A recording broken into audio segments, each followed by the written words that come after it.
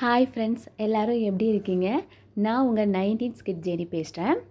இன்றைக்கி நம்ம ஜெனி குக்கிங்கில் என்ன பார்க்க போகிறோன்னா, மணக்க மணக்க மல்லி ரசம் எப்படி வைக்கிறது தான் நாம் இன்றைக்கி பார்க்க போகிறோம். மல்லி ரசம் நிறைய பேர்த்துக்கு தெரியும், தெரியாத ஒரு சில பேரும் இருப்பீங்க. அவங்களுக்காக தான் இந்த வீடியோ. ரசம் வைக்கிறதெல்லாம் ஒரு பெரிய விஷயமா, இதுக்கெல்லாம் ஒரு வீடியோவா அப்படின்னு நீங்கள் நினைக்கலாம். ஆனால் ரசம் வைக்கிறது ஒரு பெரிய விஷயந்தான். நம்ம வைக்கிற ரசம் எல்லா நேரமும் நல்லா இருக்குன்னு சொல்ல முடியாது. ஒரு சில நேரம் நல்லா இருக்கும், ஒரு சில நேரம் நல்லா இல்லாமல் இருக்கும். ஸோ நம்ம இந்த வீடியோவில் எப்பயுமே நல்லா வர மாதிரி மல்லி ரசம் எப்படி வைக்கிறது நம்ம பார்க்கலாம். சரி, அது பார்க்குறதுக்கு முன்னாடி வாங்க வீடியோக்குள்ளே போகலாம்.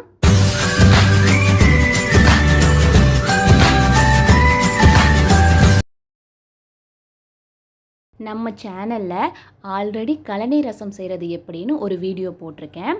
மேலே ஐகார்டில் லிங்க் தரேன், ஓப்பன் பண்ணி பாருங்கள். அரிசி கழுவுற தண்ணியை வச்சு தான் அந்த ரசம் நம்ம செய்வோம். ஸோ செக் பண்ணி பாருங்கள். ரசம் ரொம்ப டேஸ்ட்டாகவும் இருக்கும், ரொம்ப ஹெல்த்தியான ரசம். சரி வாங்க இப்போ மல்லி ரசத்துக்கு போகலாம். தேவையான இன்க்ரீடியன்ட்ஸ் லிஸ்ட் அவுட் பண்ணியிருக்கேன் பாருங்கள்.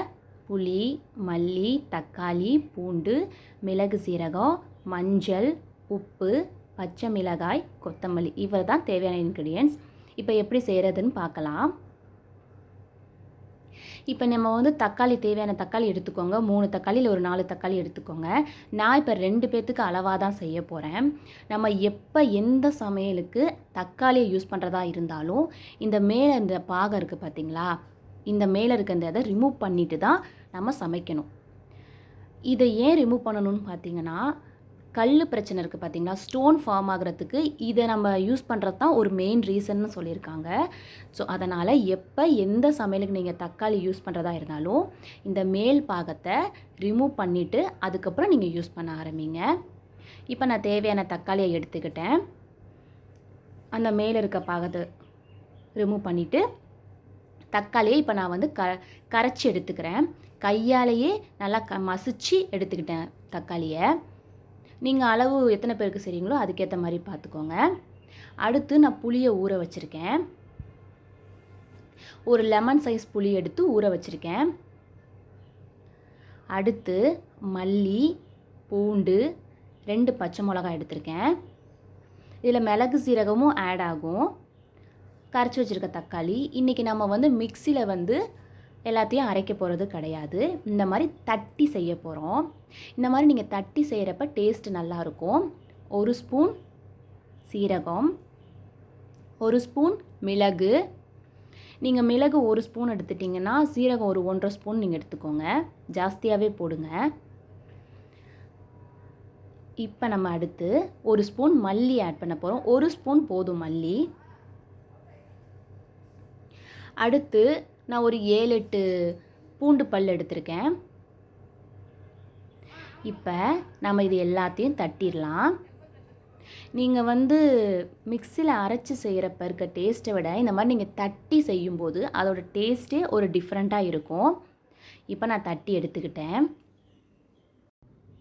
முதல்ல நம்ம இதை தட்டி எடுத்துக்கிட்டு அதுக்கப்புறம் பச்சை மிளகாவை நம்ம ஆட் பண்ணலாம். ஃப்ளேவர் ரொம்ப நல்லாயிருக்கும். நான் ஒரு 2 பச்சை மிளகாய் எடுத்திருக்கேன்.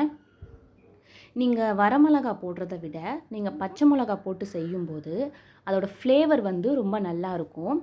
நீங்கள் ட்ரை பண்ணி பாருங்கள். பச்சை மிளகாய் இது வரைக்கும் யூஸ் பண்ணாதவங்களாக இருந்திருந்தால் நீங்கள் இதை ட்ரை பண்ணி பாருங்கள். நம்ம இதையும் தட்டிக்கலாம். ரொம்ப தட்ட வேணாம், சும்மா ஒரு 4-5 தட்டினா போதும். இப்போ நான் எல்லாத்தையுமே தட்டி எடுத்துட்டேன். இதை நம்ம ஒரு கிண்ணத்தில் எடுத்து வச்சுக்கலாம்.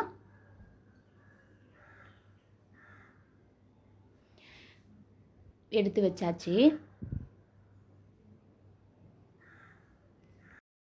இந்த ரசத்தோட பெனிஃபிட்ஸ் நான் உங்களுக்கு சொல்லவே இல்லை. சளி, இருமல், நெஞ்சு சளிக்கெல்லாம் இந்த ரசம் பார்த்திங்கன்னா ரொம்ப நல்லது. நிறைய பேருக்கு சளி, இருமல்லாம் இருக்கிறவங்க இந்த ரசம் வச்சு சாப்பிடும்போது உடனே சரியாகும். ட்ரை பண்ணி பாருங்கள். குழந்தைங்களுக்கெல்லாம் கொடுங்க, ரொம்ப நல்லது.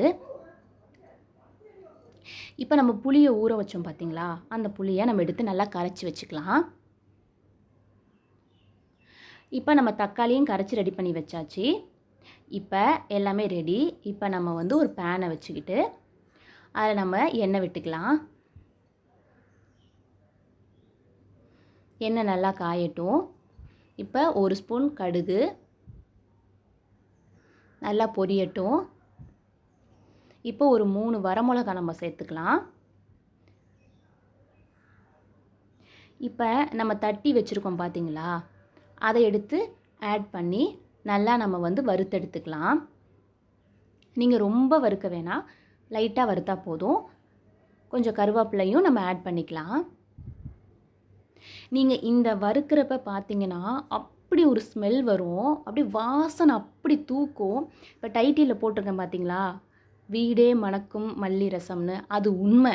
இந்த நீங்கள் வறுக்கிற ஸ்டேஜில் பார்த்தீங்கன்னா அப்படி ஒரு வாசனை வருங்க. உண்மையிலே அது ரொம்ப நல்லாயிருக்கும். அந்த மல்லி ஃப்ளேவர், அந்த பச்சை மிளகா ஃப்ளேவர் எல்லாம் அப்படியே மேலே அப்படியே நல்லா வருங்க. இந்த ஸ்டேஜில் நம்ம தக்காளியை கரைச்சி வச்சுருக்கோம் பார்த்தீங்களா, அது இன்னொரு தடவை நல்லா நல்லா மசிச்சு விட்டுக்கிட்டு நம்ம அந்த தக்காளியும் இந்த ஸ்டேஜில் நம்ம வந்து ஆட் பண்ண போகிறோம். நம்ம ஒரே மாதிரி எப்போ பாரு புளி ரசம் இல்லை தக்காளி ரசம் இப்படியே நம்ம சாப்பிடும்போது டிஃப்ரெண்ட்டாக நம்ம ட்ரை பண்ணலாம். கழனி ரசம், இந்த மாதிரி மல்லி ரசம், ரசத்துலேயே ஒரு டிஃப்ரெண்ட்டாக நீங்கள் ட்ரை பண்ணுங்கள். இப்போல்லாம் வந்துட்டு ரசத்தை வந்து அடிஷ்னலாக யாருமே செய்கிறதில்ல, அதை ஒரு டிஷ்ஷாகவே தான் எல்லாருமே யூஸ் பண்ண செய்ய ஆரம்பிச்சிட்டோம். இப்போ நம்ம வந்து உப்பு ஆட் பண்ணிக்கலாம். ஆட் பண்ணி நல்லா வதக்கி விட்டுட்டு நல்லா வதக்கி விடுங்க. இந்த ஸ்டேஜில் புளி தண்ணியை ஆட் பண்ணிக்கலாம். தண்ணி வந்து உங்களுக்கு எவ்வளோ வேணுமோ அந்த மாதிரி நீங்கள் சேர்த்து ஆட் பண்ணிக்கோங்க. நான் கொஞ்சம் தண்ணி நிறையவே ஆட் பண்ணியிருக்கேன். அடுத்து மஞ்சத்தூள் ஆட் பண்ணியிருக்கேன். இப்போ பெருங்காயத்தூள் ஆட் பண்ணிக்கலாம். வறுக்கும்போது பெருங்காயத்தூள் ஆட் பண்ணாதீங்க, ஏன்னா அது கொஞ்சம் கசக்கிற மாதிரி தெரியும். ஸோ நீங்கள் இந்த ஸ்டேஜில் நீங்கள் பெருங்காயத்தூள் ஆட் பண்ணுங்கள், நல்லாயிருக்கும். இப்போ கொதிக்கணும், அவ்வளோதான். ரசத்தை பொறுத்தவரை ரொம்ப கொதிக்கக்கூடாது.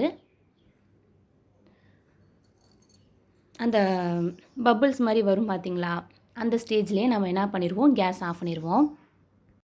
அதே மாதிரி இந்த கொதிக்கிற டைமில் பார்த்திங்கனாலுமே நல்ல ஸ்மெல் வரும், அவ்வளோ ஒரு வாசனையாக இருக்கும். எப்படா அந்த ரசத்தை நம்ம சாப்பிடுவோங்கிற மாதிரி இருக்கும், அப்படி ஒரு நல்ல மனம் வரும். பாருங்கள், இதே மாதிரி எல்லா இடத்துலையும் வர மாதிரி பார்த்துட்டு, இந்த மாதிரி ஒரு இடத்துல மட்டும் இந்த மாதிரி வரும் பார்த்தீங்களா, கொதிக்கிறப்ப நம்ம கொஞ்சமாக அந்த இடத்துல தண்ணியை ஆட் பண்ணிவிட்டு நீங்கள் அதுக்கப்புறம் கேஸ் ஸ்டவ் ஆஃப் பண்ணுங்கள். இந்த மாதிரி ட்ரிக் ட்ரை பண்ணி பாருங்கள் எப்படி இருக்குது அப்படின்னு சொல்லிட்டு. இப்போ நம்ம வந்து கொத்தமல்லி தழை தூவிக்கலாம்.